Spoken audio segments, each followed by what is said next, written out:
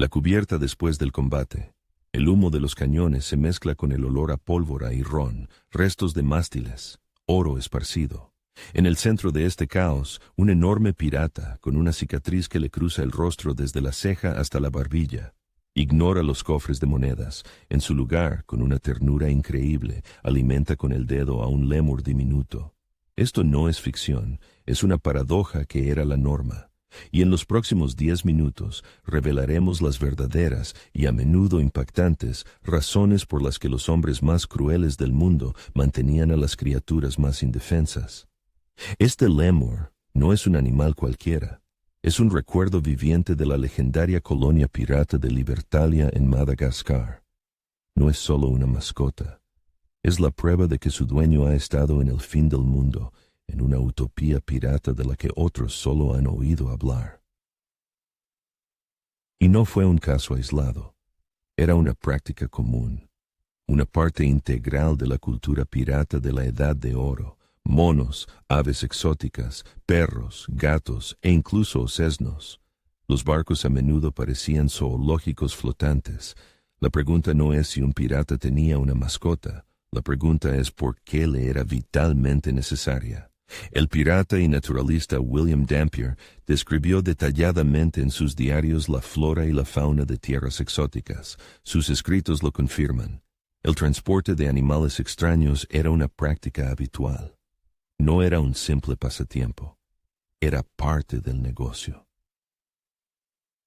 Entonces, ¿qué era en realidad?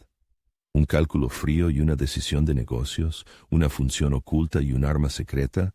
¿O un intento desesperado por conservar los restos de humanidad en el infierno? Responderemos a cada una de estas preguntas, y cada respuesta te sorprenderá. El famoso Código Pirata de Bartholomew Roberts regulaba claramente el reparto del botín y los castigos por cobardía, pero no decía ni una palabra sobre los seres vivos. La mascota era una zona gris, un activo personal cuyo valor se definía por 3 reglas no escritas: estatus, utilidad y humanidad. Comencemos con la primera regla, el estatus. Y no hay símbolo de estatus más poderoso que un loro en el hombro. Esta imagen está grabada en nuestra conciencia. John Silver el Largo y su capitán Flint. Pero esto no es historia. Es una marca genial creada por Robert Louis Stevenson en 1883. Antes de su novela La Isla del Tesoro, el loro era solo un pájaro. Después, se convirtió en un atributo obligatorio. Stevenson no documentó la realidad. La diseñó. Por supuesto, los loros eran populares. Eran fáciles de conseguir en las tabernas portuarias de Tortuga o Nassau. Los coloridos amazonas y guacamayos eran un entretenimiento viviente en las travesías interminables. Imitaban el habla humana. Pero pensar que los piratas los tenían solo por su cháchara es como creer que una navaja suiza solo sirve como palillo de dientes. Su capacidad para hablar era solo una versión de demostración de su verdadero valor. La verdad es que un loro era una carga. Requería agua dulce, un bien escaso a bordo. La ración diaria de un marinero en los trópicos apenas alcanzaba 1 galón. El ave, en cambio, necesitaba agua limpia y frutas frescas, un lujo inasequible. Además, su graznido se oye a 1 milla. Podía delatar a un barco que se acercaba para el abordaje. Tener un loro era tácticamente desventajoso. Entonces, ¿por qué arriesgarlo todo por una criatura chillona? Imagina la prueba del capitán Teach. En tu camarote hay espacio para un solo artículo de lujo, un cofre de ron, una pistola adicional, o este pájaro. ¿Qué elegirías? ¿El placer instantáneo, el poder directo, o una inversión a largo plazo en tu marca personal? Barbanegra era un maestro de la guerra psicológica. Entendía que lo que eliges dice más de ti que cualquier bandera, y la respuesta del pirata no era nada obvia. La respuesta era simple, y lo cambia todo. El pirata no era solo un bandido, era un empresario. Su principal activo, la reputación. Era su moneda en un mundo sin leyes. Barbanegra no se entrelazaba mechas en la barba por estética, creaba una marca de terror. Su bandera no era solo tela, era una herramienta de marketing que ahorraba pólvora y sangre. y en este sistema despiadado de marca personal, un animal exótico era la máxima distinción. Un loro en el hombro de un pirata en el siglo XVII es como un reloj Patek Philippe en la muñeca hoy. No es un simple accesorio, es una declaración no verbal. He alcanzado un nivel en el que puedo permitirme un lujo hermoso, pero absolutamente impráctico. Yo juego con otras reglas. Un mono de Guinea, un lémur de Madagascar o un guacamayo del Amazonas eran la prueba viviente. La prueba de que habías navegado más lejos, arriesgado más, vencido donde otros se ahogaron. Era el mapa de tus conquistas que llevabas en el hombro. Cada mirada a esa criatura recordaba a la tripulación y a los enemigos. Yo he estado donde vosotros ni os atrevéis a soñar. La aristocracia europea coleccionaba gabinetes de curiosidades, los Kunstkammers. El capitán pirata creaba el suyo propio, vivo y móvil. Su lémur era una pieza de exhibición tanto como la cabeza seca de un enemigo, solo que mucho más valiosa. Y el valor no era solo simbólico, era absolutamente real. En Europa la nobleza enloquecía por lo exótico. Un guacamayo comprado en el Caribe por un puñado de cuentas de vidrio se vendía en Londres por 20 guineas. Eso era el doble del salario anual de un marinero de la Marina Real. No era una mascota, era un lingote de oro viviente, un activo líquido que podía cambiarse por armas, ron o lealtad. Era tu fondo de pensiones personal. Fíjate en Bartholomew Roberts, uno de los piratas más exitosos de la historia. Tenía un perro en su barco, no era exótico, solo un perro, y ese era un gesto aún más audaz. En un mundo donde cada galón de agua y cada galleta se contaban, él alimentaba una boca inútil. Era pura ostentación de consumo, un acto de suprema superioridad económica. Roberts le decía a su tripulación sin palabras, soy tan exitoso que puedo permitirme gastar nuestros recursos comunes en algo que no aporta ningún beneficio. Quemaba dinero delante de ellos, solo que el dinero. Era comida, era poder en estado puro, pero el poder no era la única moneda, también estaba la eficiencia, y esto nos lleva a la segunda regla, la utilidad. Imagina una tormenta, olas altas como una casa, el viento desgarra las velas. Hay que pasar el primer cabo hasta la mismísima punta del mástil helado. Una muerte segura para cualquier marinero, pero no para un pequeño mono capuchino. En el folclore marino, a estos monos se les llamaba monos de cuerda, en analogía a los monos de pólvora, los grumetes que llevaban la pólvora a los cañones. No hay pruebas al 100% de que fuera una práctica generalizada, pero la leyenda misma encaja perfectamente en la lógica pirata, usar cualquier recurso para obtener una ventaja. Y era una jugada genial. Los piratas no doblegaban la naturaleza del animal, usaban su configuración de fábrica. Para un humano, un barco en una tormenta es un infierno. Para un mono, cuyo mundo son los árboles y las lianas, es simplemente un nivel más difícil, un bosque de mástiles y cuerdas. No obedecía una orden, jugaba. Su instinto de supervivencia y su agilidad natural resolvían una tarea que le habría costado la vida a un hombre. Era el biohacking del siglo XVII, usar los instintos de otros para resolver tus propios problemas.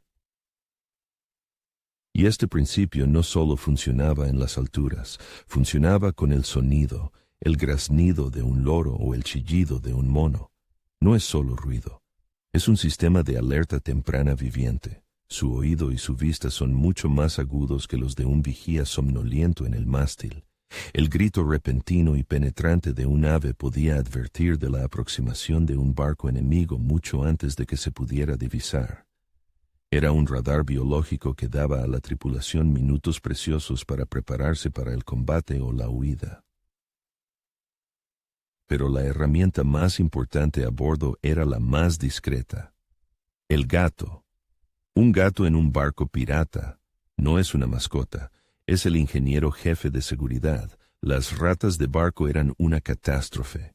No solo robaban galletas y bebían agua dulce, roían cabos de vital importancia. Hacían agujeros en las velas, podían incluso dañar el revestimiento de madera del casco, causando una vía de agua. Un solo gato haciendo su trabajo era más importante para la supervivencia del barco que varios marineros. Cada animal a bordo no era solo un compañero, era una herramienta, una navaja suiza viva y que respiraba, donde cada función era una cuestión de supervivencia.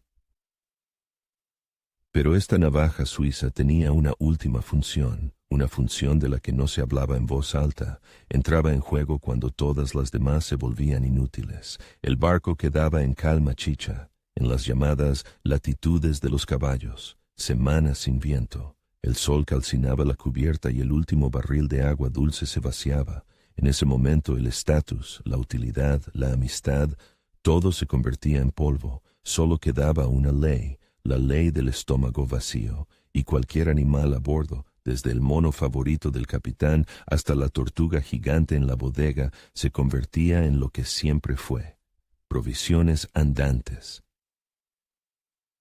Era un seguro cruel. Mientras hubiera una mascota en el barco, la tripulación sabía: tienen un día más antes de empezar a mirarse unos a otros, y esto ponía al capitán ante una elección de tragedia griega. Por un lado, su tripulación, hombres hambrientos y desesperados al borde del motín. Por otro, la criatura que quizás era su único amigo en ese infierno. La elección no era entre comida y mascota, era una elección entre el afecto personal y el código pirata. El código exigía actuar en interés de la tripulación. Negarse a sacrificar la última fuente de alimento se consideraba una traición, y le costaba la vida al capitán. Apenas existen registros directos del tipo «el capitán se comió a su lémur», pero los diarios de a bordo de la época están llenos de menciones sobre comer ratas de barco, botas de cuero, cualquier cosa que se pudiera hervir. La lógica de la supervivencia es implacable. Sabemos por los diarios del capitán James Cook que su tripulación en la Marina Real consumía perros regularmente. Si esto era normal para marineros militares disciplinados, para los piratas que vivían al límite, no solo era posible, era inevitable. No era la norma, era una medida extrema, pero la probabilidad de que ocurriera 8 de cada 10. Y aún así, esto solo explica el cuerpo, no la mente. Esto nos lleva a la última y más importante regla: la humanidad. Para entenderla, hay que entender quién era el pirata, un exiliado, un hombre arrojado por la borda de la sociedad. Vive en un mundo donde cada miembro de la tripulación es tu asesino potencial.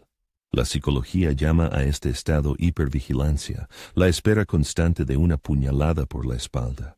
En ese mundo la confianza no era solo un lujo, era un error mortal, y en el centro de esta soledad total estaba el animal. Una criatura a la que le da absolutamente igual cuántos barcos has quemado y a cuántas personas has matado. No juzga, no exige una parte del botín, no te traicionará por una pinta de ron de más. Ofrecía un afecto simple e incondicional. En un infierno construido sobre mentiras y alianzas temporales, el contacto de un pelaje cálido era la única verdad. La mascota era un ancla emocional, en un mundo donde una tormenta podía suceder a una calma. En una hora, y un aliado convertirse en enemigo en un segundo, el animal era la única constante. Esta ancla no solo se aferraba al presente, se hundía profundamente en el pasado. Contrario a la imagen de monstruos de barba canosa, el pirata promedio era un adolescente.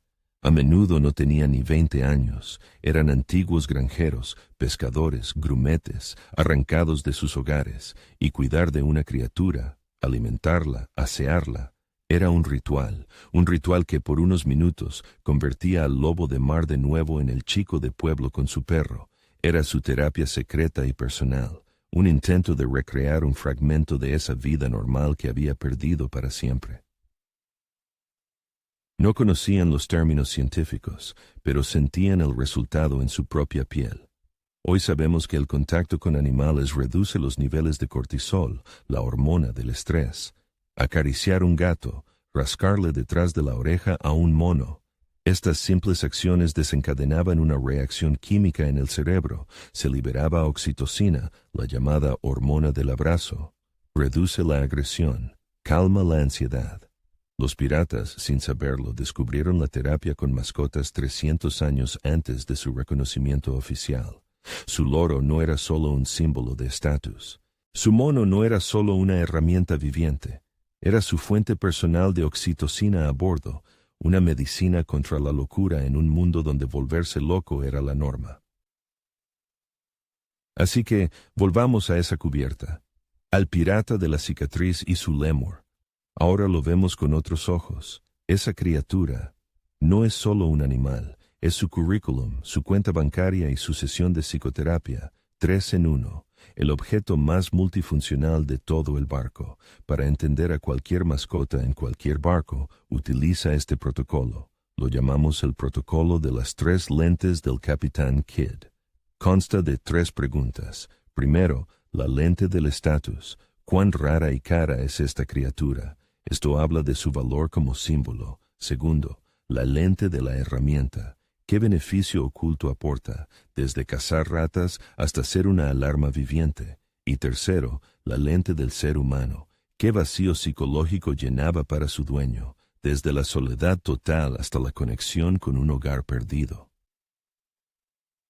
Estas 3 lentes muestran que todas las razones se dividen en 2 grandes grupos: las pragmáticas, estatus, utilidad, comida, y las humanas, afecto, nostalgia, miedo. Entonces, ¿qué era lo primordial? ¿Qué era más importante? No es una simple elección, es el reflejo de la lucha eterna dentro de cada uno de nosotros, la batalla entre nuestro contable interior, que todo lo calcula, y nuestro niño interior, que simplemente busca calor. El barco pirata era solo el escenario extremo para esta batalla. Y queremos saber tu opinión. ¿Cuál fue la principal fuerza motriz para que un pirata tuviera una mascota? ¿El cálculo frío o una profunda humanidad? Escribe en los comentarios una sola palabra: cálculo o humanidad. Veamos qué lado gana en nuestra votación. Esta elección es tu voto en el gran debate sobre la naturaleza humana, incluso en la persona más cruel. ¿Qué vence al final? ¿La calculadora en la cabeza o el corazón en el pecho? Tu comentario no es solo una palabra, es tu veredicto, cálculo o humanidad.